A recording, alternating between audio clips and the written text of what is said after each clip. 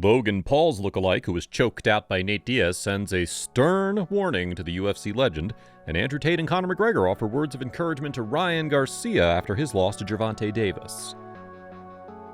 Logan Paul's lookalike, who was choked out by UFC legend Nate Diaz in a street fight this past weekend, is out for revenge and wants to knock out Diaz to settle their score.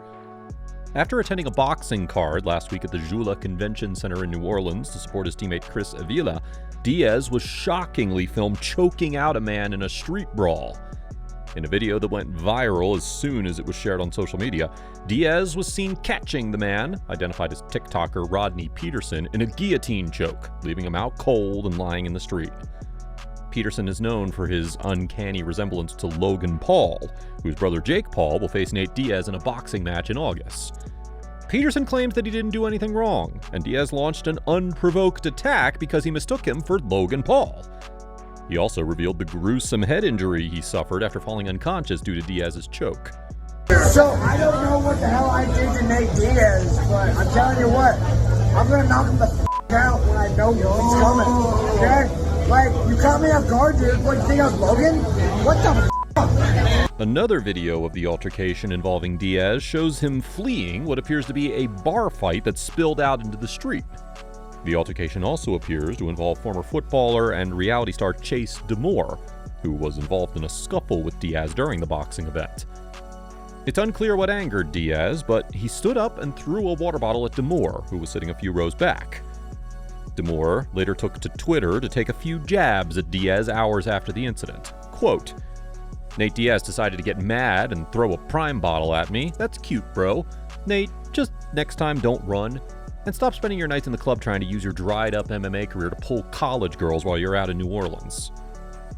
Nate Diaz's next opponent, and Logan Paul's brother, Jake Paul, reacted to Diaz's brawl by mocking him. Andrew Tate has come to Ryan Garcia's defense after he was ridiculed by trolls on social media for suffering his first professional boxing loss to Gervonta Davis.